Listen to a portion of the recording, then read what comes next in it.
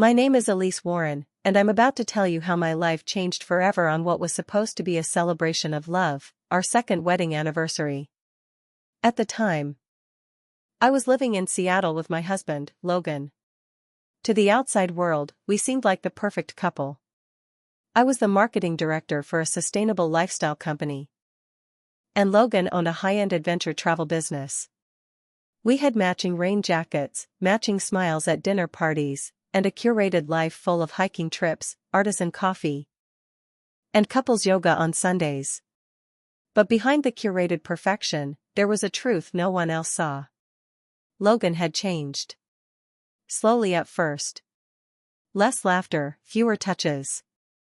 Then came the passive-aggressive comments, the unpredictable silences, the strange flare-ups that seemed to come out of nowhere. I began to feel like I was walking on eggshells in my own home. Some nights he'd hold me close like everything was normal. Other nights, he'd look at me like I was a stranger trespassing in his space.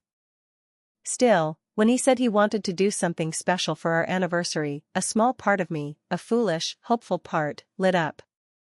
I was thinking, he said over dinner a week before. Not looking up from his wine glass, we could get away. Just us. Remember the Cascade trip 2 years ago? Of course I remembered. That was our first real trip together, before the wedding. Before all the shadows. We'd camped under the stars, made love by firelight, and talked about everything from art to aliens. We could rent a cabin near MT Baker, he added. No phones. Just nature. I smiled, cautiously. You mean, to reconnect? He looked at me then, and his smile, though thin, felt real. Yeah. To reconnect. I said yes, of course I said yes. Even if part of me wondered if this was a last attempt to save something already broken. We left early on a Saturday morning. The air in the car was thick with unspoken tension. I tried to make small talk, pointing out elk by the roadside, sharing a podcast episode one liked. Logan barely responded. He just kept driving, hands tight on the steering wheel, jaw clenched. I watched his profile in the early morning light. The Logan I fell in love with had a warmth in his eyes, a spark of curiosity. The man next to me now looked haunted. Cold. Remote. Everything okay? I asked, forcing my voice to sound light. Just tired, he muttered, turning up the radio. Static filled the silence, but not the space between us. As we climbed higher into the mountains, the fog rolled in. Tall evergreens lined the twisting roads, and snow clung stubbornly to the shaded ground despite it being late spring. Eventually, we reached the remote cabin Logan had booked. It stood alone, surrounded by nothing but trees, mist, and silence. It was eerily beautiful. There's a trail behind the cabin, Logan said as we brought in our bags. Leads to a lookout over the gorge. Thought we could hike there before dinner. I hesitated. Now? Why not, he said, finally looking at me. His expression was unreadable. We came here for this. Right? I nodded slowly. Sure. Let me change. We set off down the trail about 20 minutes later. Logan moved ahead of me in long, silent strides. I followed, the forest closing in around us. Every crack of a branch beneath my feet echoing too loudly in the still air. Something felt off. The silence between us had stretched thin and sharp. Logan didn't talk. Didn't hold my hand. Just kept walking until we reached the overlook, a steep cliff that dropped into a roaring river below. I could hear the rush of water even before we saw it. He stood near the edge. Hands in his jacket pockets, staring down into the abyss. I approached slowly. Logan, are you okay? He turned to me. And I will never forget the look in his eyes. There was no warmth there. No sadness. No regret. Only calculation. Elise, he said, voice flat. You know, I've thought about this a lot. My stomach dropped. What are you talking about? This life, he continued. This marriage. You. It's not what I want. I felt like the air had been punched from my lungs. Logan, what are you? His hand shot out. I didn't have time to scream. The last thing I saw before I hit the icy water below was Logan standing there, motionless, watching me fall. The impact with the water knocked every ounce of breath from my lungs. It was like slamming into concrete before being swallowed whole by something furious and freezing. I spiraled, limbs flailing, head snapping back. The current dragged me mercilessly through sharp rocks and icy foam. I couldn't tell up from down. I couldn't scream. All I could think was, I'm dying. I'm going to die here. But then, through the panic, a memory pierced the chaos. My father's voice. If you ever fall into a river, Elise, don't fight it. Don't panic. Let the current carry you. Then guide yourself to the edges. Float. Breathe. Float. Breathe. I forced my body to stop thrashing. My lungs burned, but I surfaced for a moment, gasping just long enough before another wave rolled over me. But I kept his words in my head. I stopped resisting and began to drift with the water. The cold was relentless. My jacket was heavy with water. My jeans dragged me down. My arms ached. My foot was bleeding, I didn't know how badly. But I was alive. Eventually, after what felt like a lifetime, the river began to slow. The roar softened into a rush. I spotted an outcropping of rocks near the right bank and used every ounce of strength I had left to reach for them. My fingers were raw, scraped against the jagged stone, but I held on. Then, inch by inch, I crawled onto the muddy shore like some broken creature dragged out of hell. I collapsed, face down, shaking, soaked through. Every part of me screamed with pain. But I was breathing. Tears spilled down my face, mingling with the icy water dripping from my hair.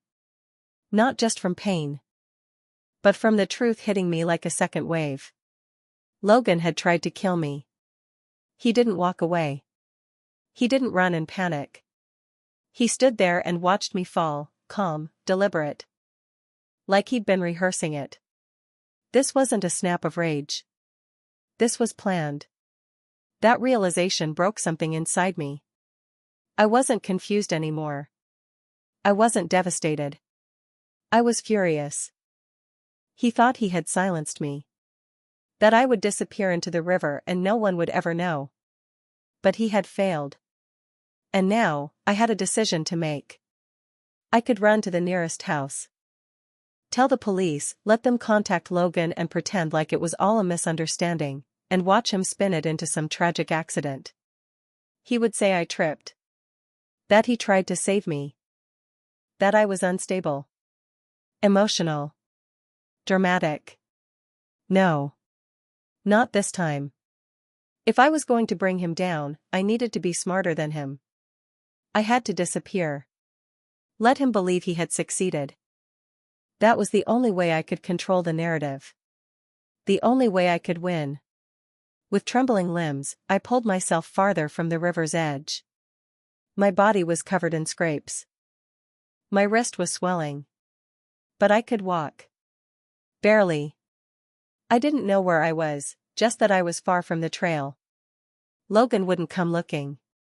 Not if he believed I was already dead. I hobbled through the forest, flinching at every bird call, every snap of twigs beneath my boots. My jacket was torn. One boot was nearly ripped in half from the rocks. My soaked clothes clung to me like ice. Hours passed. Maybe more. Time didn't exist. Just pain and purpose. Then, like a miracle, I heard it, a low mechanical hum. A car. A road. I staggered toward the sound, branches tearing at my skin. Finally, through the thick pines, I saw a 2-lane road winding down the mountain. My vision blurred. I stumbled to the edge and stood, half hoping a vehicle would appear before I passed out. And then it did. A beat-up blue Subaru rounded the bend and slowed when the driver saw me.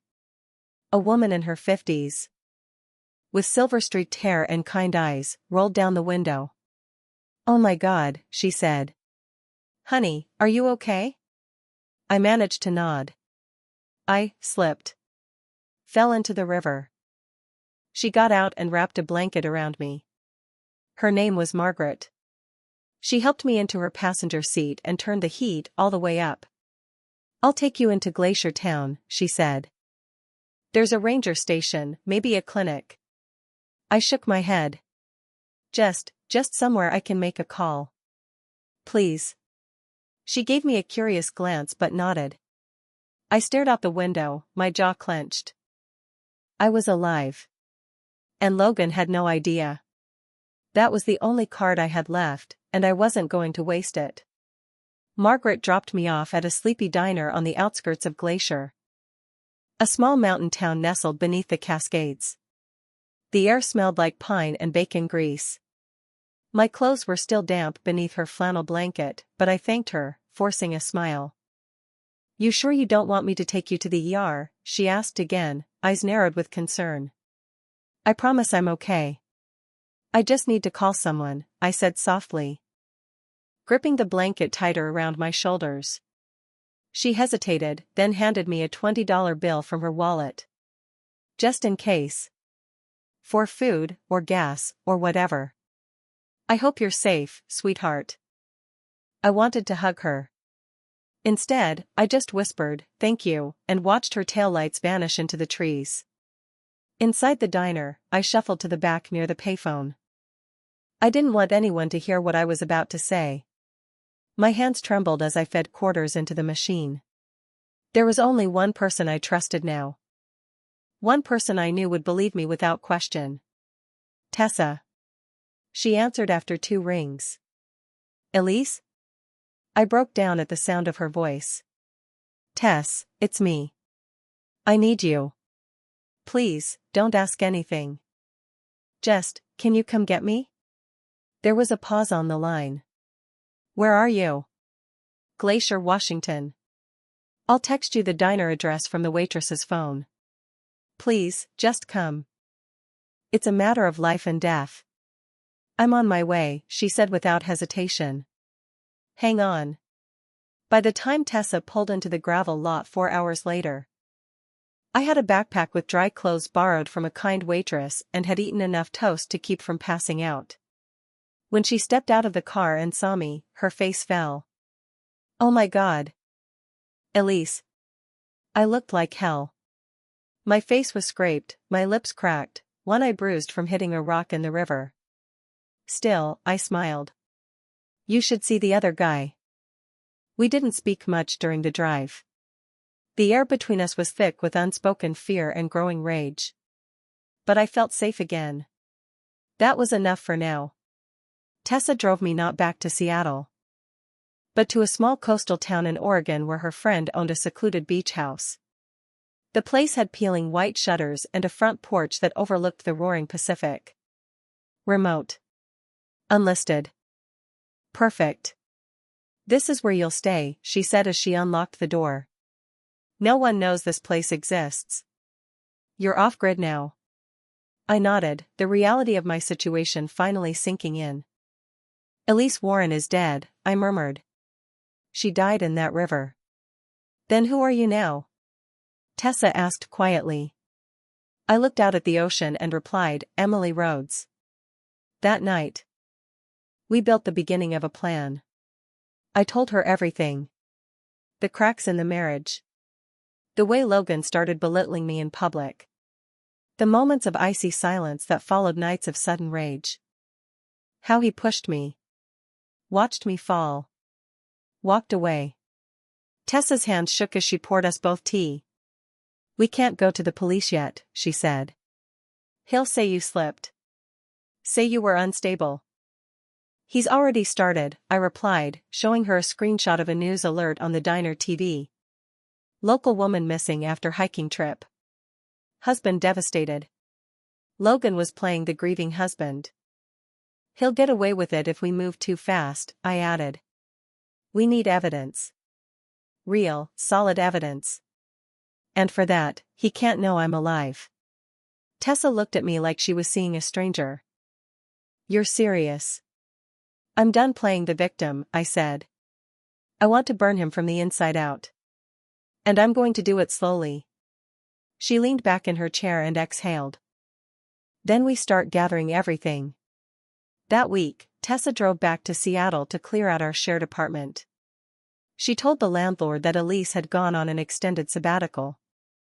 She collected my laptop, journals, USB drives, and a hard copy of Logan's suspicious financial records I'd once printed out but never understood. She also found something I hadn't expected. Did you know he took out a new life insurance policy on you 2 months ago? She said over the phone. My blood ran cold. He upped the coverage. $2 million. And guess who the sole beneficiary is? Logan, I whispered. Tessa's voice hardened. You're not just a wife to him. You're a payout. I stared out at the crashing waves, fury building inside me. He didn't just want freedom. He wanted profit. And that was the mistake that would destroy him. The next morning, I stared at myself in the bathroom mirror of the beach house. My face was healing, fewer cuts. Less bruising, but the woman staring back didn't look like me. She looked sharper. More alert. Like someone who'd been to hell and wasn't done fighting. Tessa arrived later that afternoon with my things. She looked tired, like the weight of everything we were about to do had finally settled on her shoulders. She placed a duffel bag on the kitchen table. Laptop, journals, USB drives, some old phones. I grabbed everything I thought you might need. I opened the laptop and booted it up. My fingers trembled slightly as I navigated to the old folders I hadn't looked at in months, photos, videos, emails. And there it was, the slow decay of my marriage, hidden in digital breadcrumbs. There were photos of Logan and me from the early days, smiling at the coast, camping under the stars. But then, the shift. His texts turned colder. My emails became more apologetic. There were photos I'd secretly taken of bruises on my arms, on my thigh. I had never shown anyone, not even Tessa, until now. I pulled up one particularly disturbing email thread where Logan berated me for a work trip I had to take to San Diego, accusing me of trying to escape and choosing career over love. I thought he was just stressed, I said quietly. Tessa stood behind me, arms crossed. No, Elise. That's control. That's psychological warfare. I nodded. The evidence was right here. I just needed to assemble it. And I needed time. That night, we agreed on a plan. Step 1, build a digital archive. Organize all communications, photos, journals, and timelines of Logan's behavior. Step 2, use a private investigator to monitor Logan's actions. See how he responded to my disappearance. Step 3, stay dead. I would cut contact with everyone. No online activity. No banks.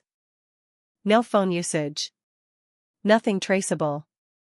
And that meant I couldn't talk to my mother. Not even a message. That hurt more than I expected. She'll understand, Tessa said. Later. I nodded. Staring at the ocean waves through the window. Later felt so far away. 3 weeks passed. The world thought I was missing, presumed dead. Search efforts were still underway, but already dwindling. Logan appeared on a local news broadcast looking tearful, holding a photo of us on a hiking trip. She was so full of life, he said. I just want her back. I nearly punched the screen. He's good. I muttered to Tessa. Oscar-worthy. But he's also overconfident, she replied. And that's what we'll use. The private investigator, Sam O'Connell, was a former detective Tessa had worked with on a workplace harassment case. He was smart, discreet, and cynical. I've seen this before. He said on a secure call. Husband wants the money, but needs the body. When that doesn't show up, he gets nervous. And Logan was getting nervous. He'd started asking around. Calling my coworkers. Asking my mom strange questions like whether Elise ever kept a journal. Whether I had any mental health issues growing up.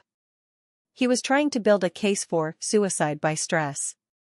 Smart move, Sam said. But he's digging too hard. Makes him look suspicious. Then Sam found the smoking gun.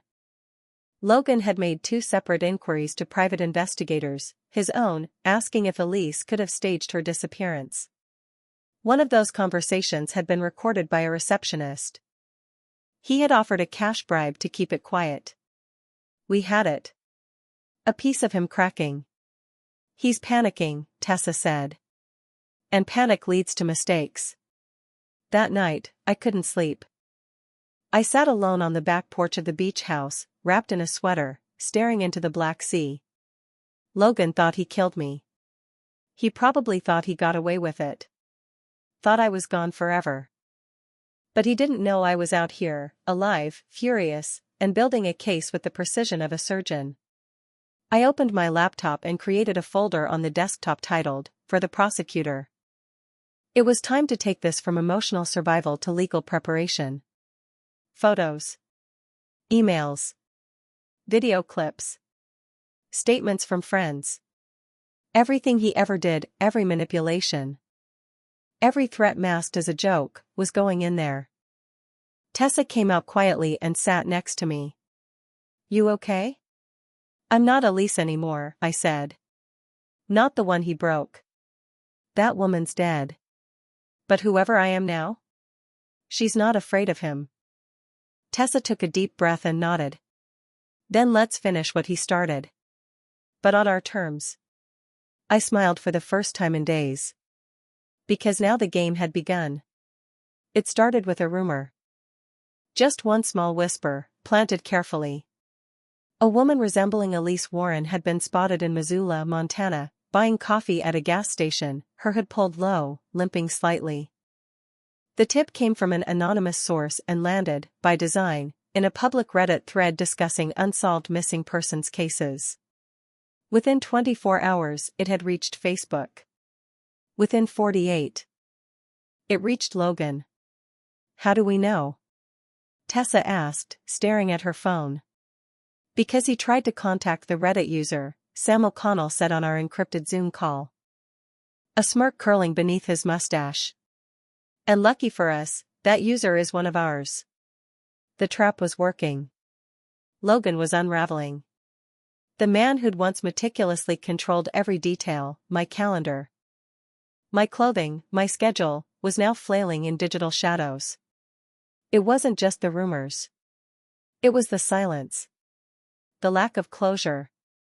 The fact that my body hadn't been found. Predators like him.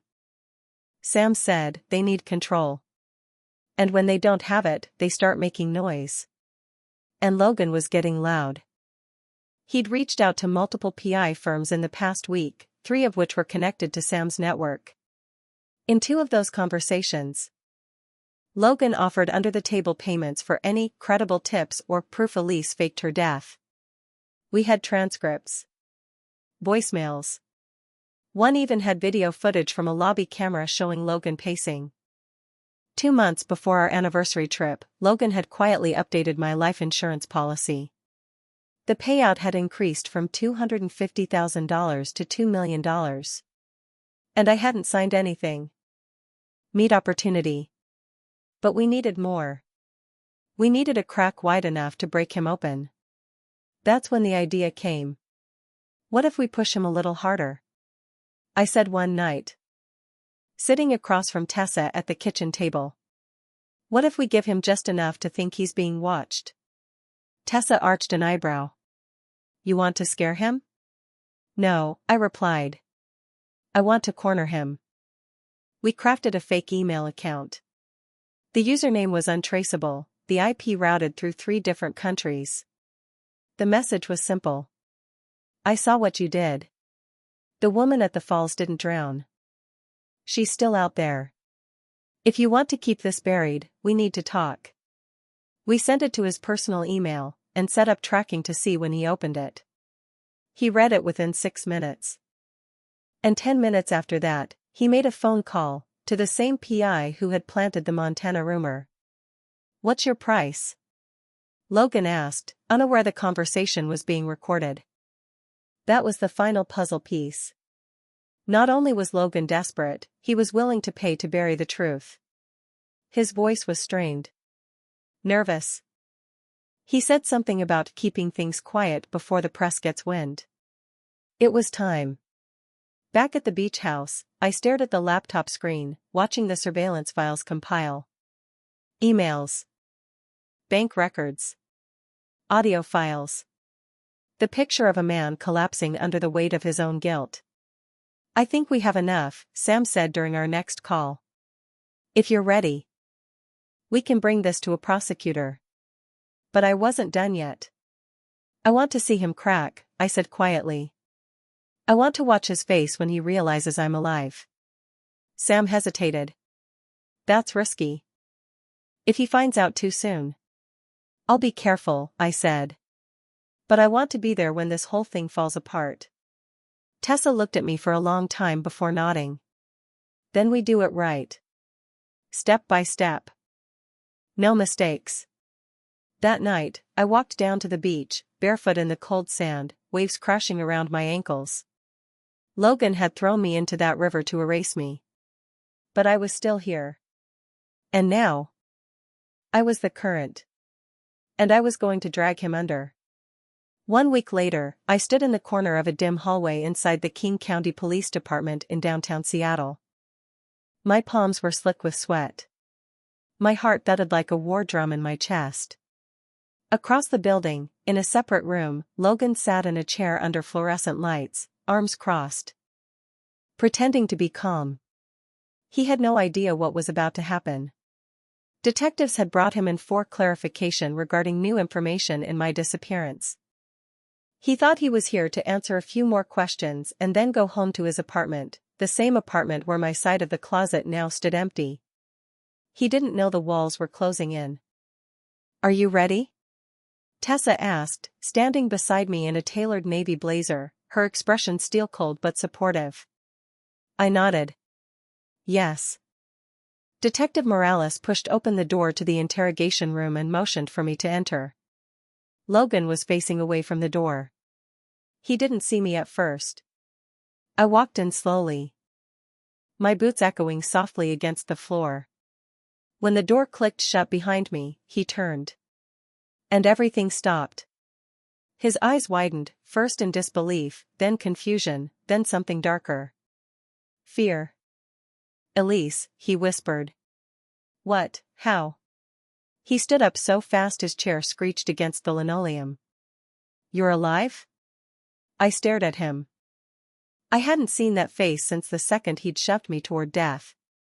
"Hello, Logan," I said, my voice calm. "You weren't expecting me?"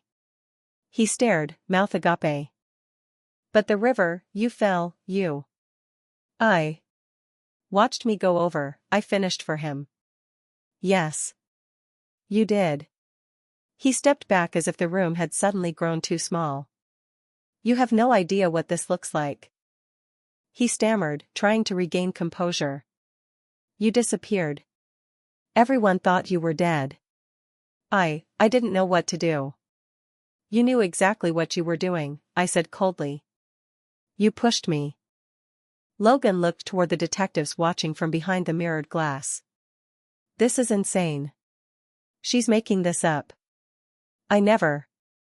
"You forged my signature on a $2 million life insurance policy," I said, stepping forward. 2 months before our trip. That shut him up. I opened the manila folder in my hands and placed a photo of the signature on the table next to a scanned copy of my driver's license. He stared at it, jaw clenched. "This is crazy," he said, quieter now. You were unstable. You'd been acting off for months. I was worried about you." I looked him straight in the eye. "Worried enough to bribe private investigators? Worried enough to search for my journals? Or tell the police I might have taken my own life?" "You weren't worried. You were erasing me." He began to pace. I was just trying to protect myself. I was afraid you'd do something. You did do something, I snapped, my voice shaking. You took me to that cliff and you pushed me. You watched me fall, Logan. I didn't, he stopped, choking on his words. I didn't mean for it to happen that way. It wasn't supposed to go like that. And what way was it supposed to go? Detective Morales asked. Stepping into the room. Logan turned pale. You were supposed to fall and not come back, the detective continued, voice sharp. You were supposed to collect the money? Move on with your perfect little life? Logan sat down heavily. His shoulders slumped. His hands trembled as he reached for a cup of water, then knocked it over. The silence stretched. Then, with a voice as broken as the man himself, he muttered, I just want it out. Detective Morales leaned forward. Out of what? Everything, Logan said. The debt. The stress. The marriage. I felt trapped.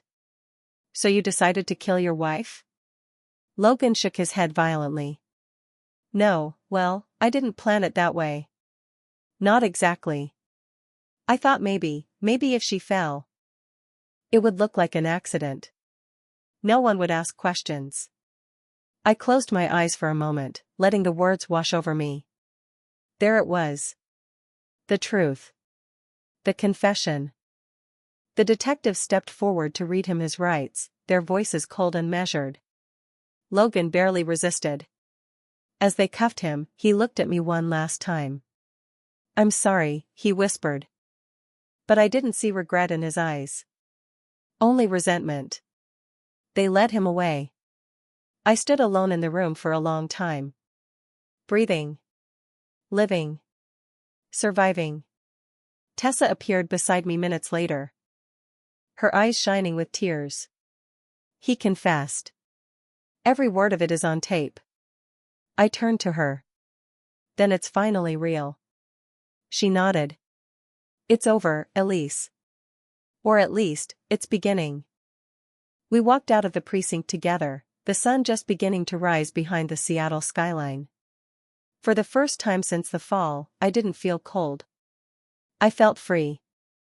The courthouse smelled like old paper, stress, and polished stone. I stood in front of its wide marble steps, my palms sweaty, heart pounding beneath the fabric of my dark blazer. The trial had taken nearly 8 months to prepare.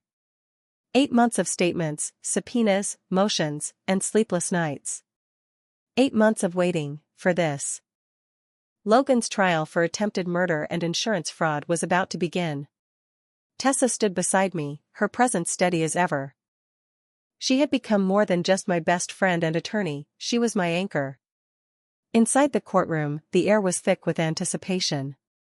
There were reporters in the gallery, sketch artists, court staff, and a few unfamiliar faces who sat with folded hands and too curious eyes. Survivors, maybe. Or supporters. And then there was Logan. He sat at the defense table, hair neatly combed. Face unreadable. He wore a gray suit and the same smug expression that had once haunted me in my dreams. But this time, I wasn't afraid of him. This time, he was the one in a cage. The prosecution began with precision. They laid out a clear timeline, the deteriorating marriage, the financial pressure, the life insurance policy forged just weeks before our anniversary. And the carefully chosen location of our trip, a cliffside gorge far from any witnesses or cell reception. Then they played the audio. Logan, panicked, offering cash to silence a witness. His voice cracking, impatient, desperate. In that moment, even the jurors looked shaken. But it was my testimony that would drive it home. When I took the stand, the courtroom fell silent. I sat upright, my hands folded, the weight of the moment pressing on every nerve. I met Logan Warren at a product launch, I began. He was charming. Confident. I thought he was everything I'd ever wanted. Then I told them about the shift.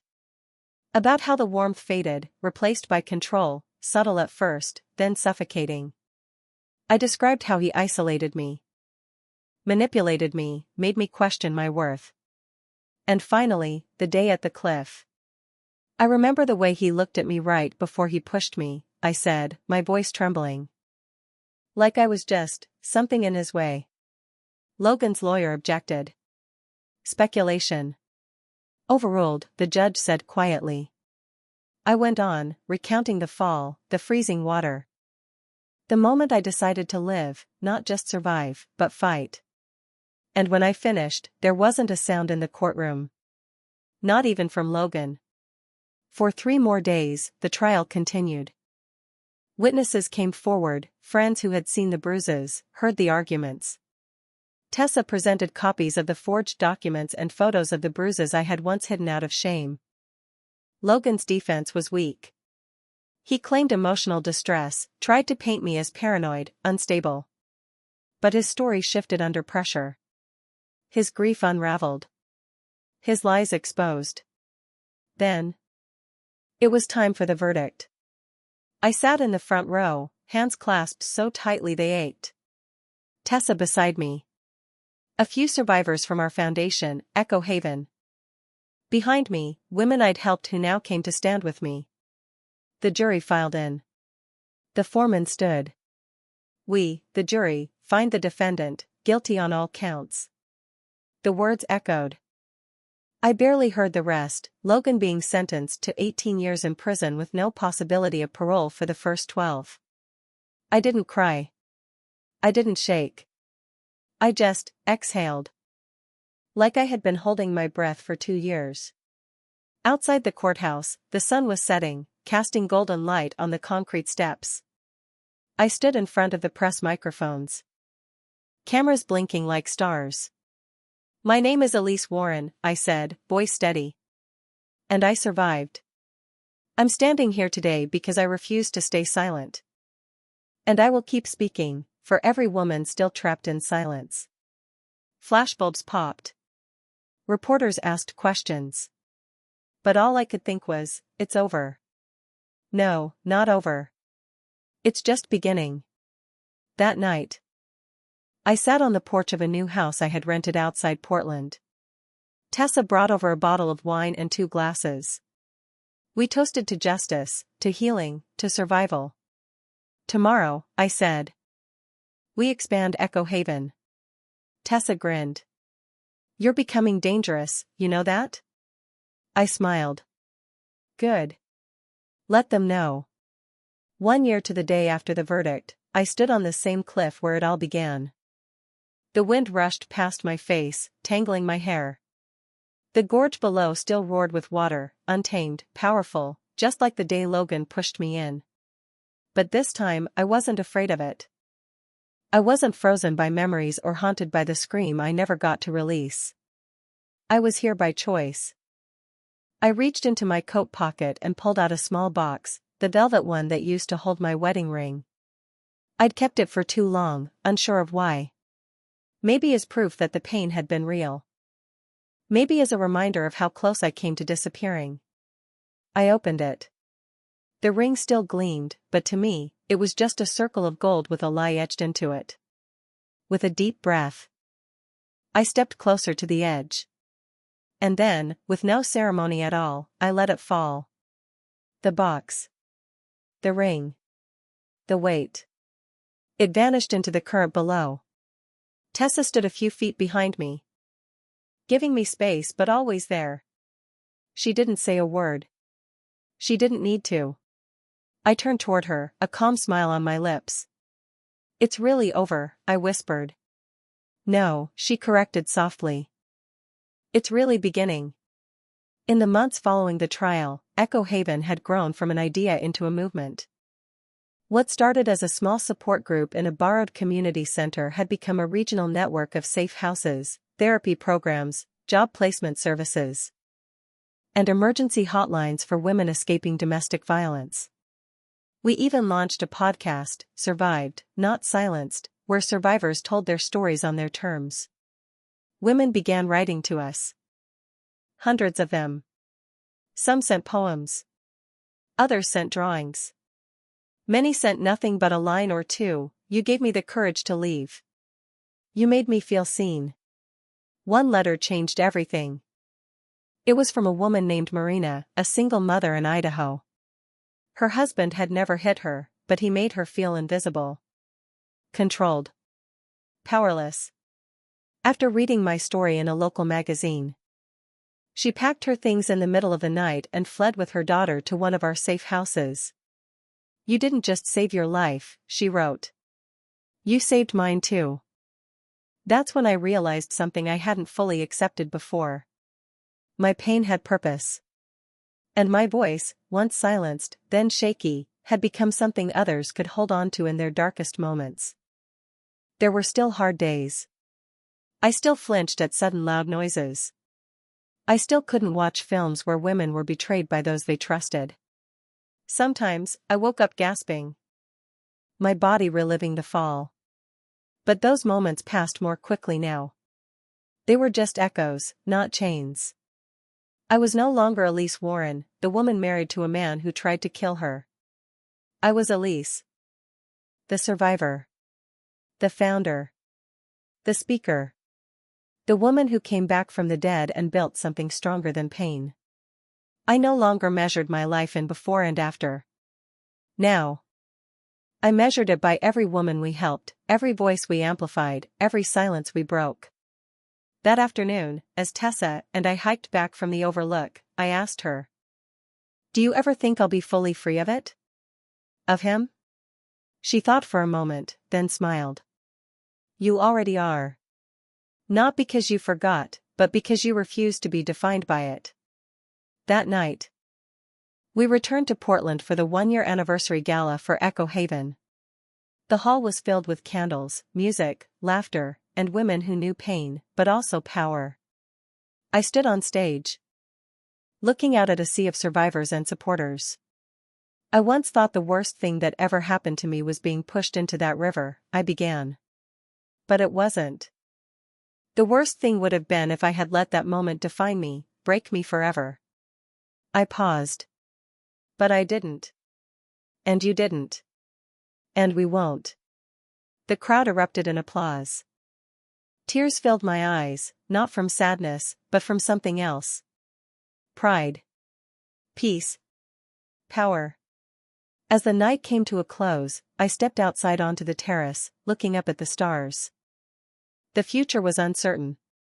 The fight wasn't over. But I knew who I was now. Not a victim. Not a wife. Not a memory on a missing poster. I was a woman who lived. A woman who fought back. A woman who would keep going, until every hand had been lifted from the water. And if anyone ever asked me how I survived, I'd tell them, I didn't just survive. I came back stronger.